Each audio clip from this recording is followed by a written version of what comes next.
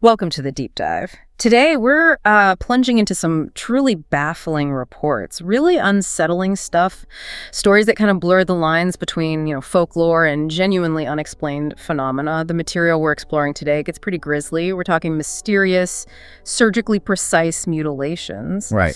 And this alleged dark connection to unidentified flying objects. Yeah, and that really sets the stage for just how strange these reports are. We're talking about corpses, right? Both human and animal, found out in the open.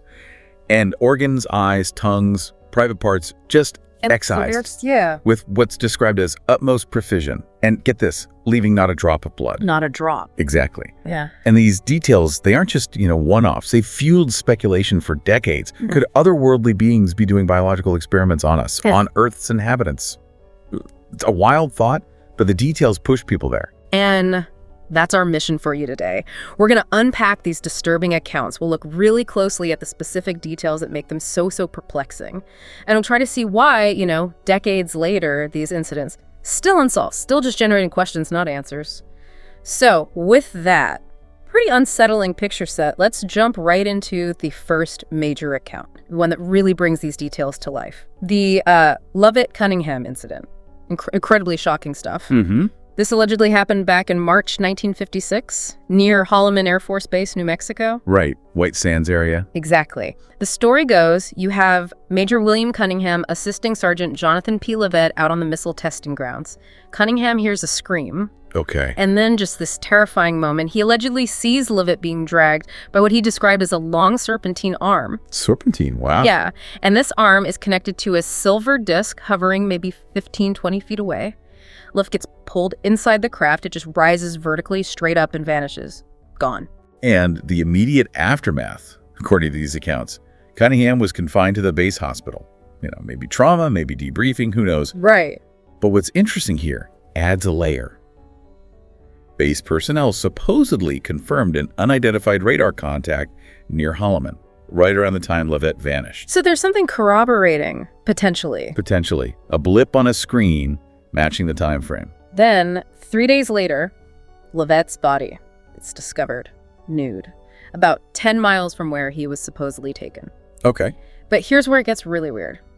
The body, it showed signs of exposure for only 24 to 48 hours. Wait, but he was missing for 3 days. Exactly. That leaves a whole third day just unaccounted for. Where was he? What happened in that missing day? And this is where it gets really interesting, or maybe disturbing is the better word, the details from the alleged autopsy report. Yeah. Lovette's body was severely mutilated. His tongue was cut out right from the lower jaw, eyes gouged out, his anus removed. And the coroner, in this supposed Air Force medical report, allegedly remarked on the apparent surgical skill, specifically mentioning the anus and genitalia had been neatly extracted like a plug. Like a plug. That imagery is... Oh, wow. And then there's that detail from the alleged autopsy, the one that just breaks my brain a little, completely drained of blood. Right. Yet, and this is the kicker, no vascular collapse usually associated with death by bleeding. My understanding, basic biology. That doesn't add up. How? No. What does that even imply? Well, you're right. The detail is baffling. Think of it like plumbing, your body's circulatory system. Yeah. Normally, if you lose that much blood, the system, the vasculature, it collapses, pressure drops, fluid's gone. Makes sense. But the absence of that collapse in Lovette's case, even though he was drained of blood, it suggests something really strange. Either the blood was extracted incredibly fast, like impossibly fast, or it was done in a way that just bypasses our entire understanding of how the body responds to that kind of trauma. So not just natural bleeding out. Doesn't sound like it. It points to something. Right. Well, outside conventional science. That medical finding is a huge part of why this mystery just won't go away. So yeah, it's not just a weird detail. It suggests a method, an extraction technique that completely ignores normal physiology. That's a profound challenge right there. To biology, to trauma medicine. Okay, so at the heart of this whole mess, there's this document, shrouded in controversy. Project Grudge Report number 13. Ah, yes, Report 13. It's described as this 600-page report, supposedly the Air Force's investigation into the Lovette Cunningham incident. And just for context, Project Grudge, that was an early Air Force program looking into UFOs, right? That's correct. Early days, late 40s, early 50s, trying to figure out if these sightings were a threat. It eventually turned into Project Blue Book, which people might know better. Right, Blue Book, which often tried to debunk things. Often, yes. but Grudge was earlier, and Report 13. Well, what's fascinating here is there's zero official information about it. The U.S. government flat out denies it even exists. Denies its existence entirely. Correct. So everything we think we know about it, it comes from secondhand sources. People claiming they saw it, analyzed it. Which immediately raises red flags, obviously. How reliable is this? Exactly. It creates this huge divide. Yeah, this is where it gets really polarized, doesn't it? Yeah. For skeptics, no official document means it's a hoax. Simple. Right. Case closed. But for believers, that denial itself becomes proof.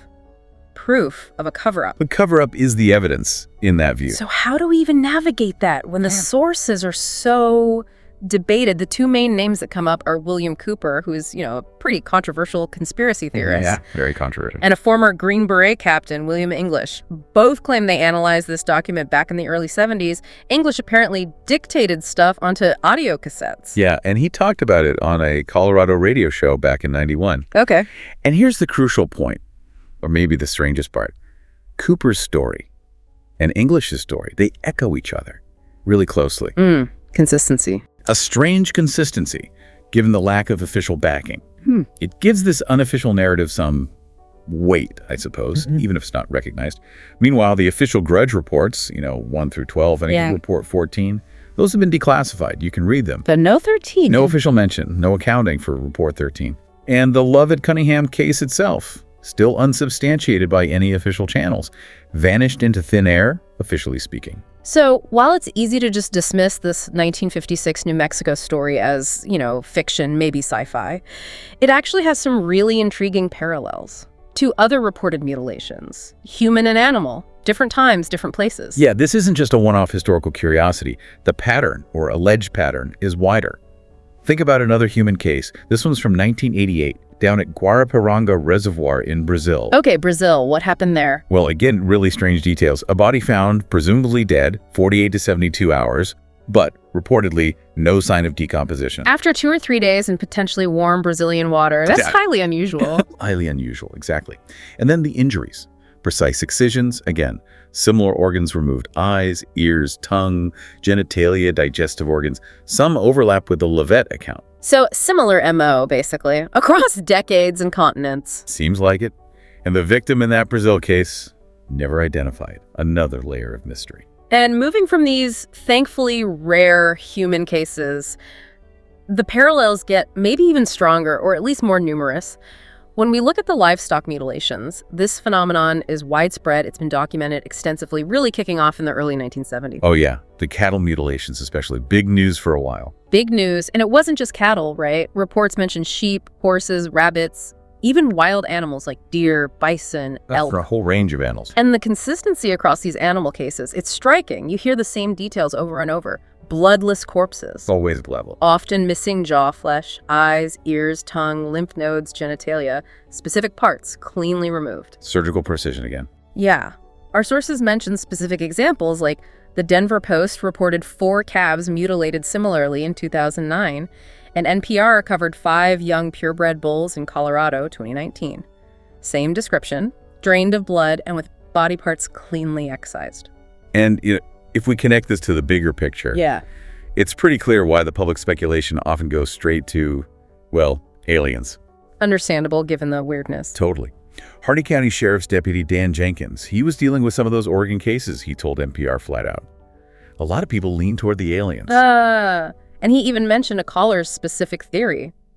Alien ships beaming cows up. Or whatever it is they do. Right, doing whatever they're going to do with it, and then dropping them back down, maybe from a great height. It sounds almost comical when you say it like that. It does. It's easy to chuckle. Right. But when you're faced with dozens, hundreds of these unsolved cases, with these bizarre specific details, you kind of understand why people grasp at these, less conventional explanations. It's that human need to find some pattern, some reason for the inexplicable. And it got serious enough that the FBI actually got involved, didn't they? Back in the 70s. They did. They were asked to investigate the cattle mutilations because there were just so many reports, particularly across the western and midwestern states. So what did the FBI find? Did they crack it? Well, according to the documents that have since been declassified, essentially no. They stated they were unable to properly perform the task due to jurisdictional issues. Jurisdictional issues? What does that mean? Crossing state lines? something else? It's a bit vague, honestly. It could mean state versus federal authority, lack of clear federal crime statutes covering it, but it highlights a real problem. How do authorities even investigate phenomena that don't fit neatly into existing crime categories or investigative boxes? Right. It falls through the cracks. Pretty much. So, in the end, despite all these reports, human, animal, the alleged secret documents, no official answer has ever really been given for these strange, unsettling incidents. They just remain unsolved. Okay, so let's try to pull this together. We've come full circle, really. From those detailed, albeit unofficial, accounts of Lovette Cunningham back in '56, with those deeply perplexing autopsy details, like the whole missing vascular collapse thing. Right, the physiological anomalies. All the way to the numerous consistent reports of animal mutilations happening across the country, even recently, we've explored this persistent phenomenon. And the key features seem to be that surgical precision, the bloodless removals, specific organs targeted. Right, and the common thread, tying it all together beyond the physical details, it's that official ambiguity, or sometimes outright denial. Yeah. Whether it's the government saying, nope, Report 13 doesn't exist, or the FBI saying, jurisdictional issues. Yeah. It really raises important questions, doesn't it, about how authorities handle things that just defy easy explanation? Things they can't easily categorize or solve. Exactly. And that official elusiveness, that lack of clear answers, it often just fuels more speculation, more alternative theories. It creates what some people call a narrative vacuum. Nature abhors a vacuum, and so does human curiosity. People will fill that gap with the most compelling or sometimes the most disturbing explanation they can find, whether there's proof or not. That's a great point. The lack of answers becomes part of the story itself. And that leads us, I think, to our final provocative thought for you, the listener. When you have an event or a series of events that presents these highly specific, consistent details that seem almost technical, yet the official explanations are missing or vague or contradictory, how does that shape our understanding of what even constitutes a fact? And what implications might that have for how we approach all the other unexplained mysteries still lurking out there in the world?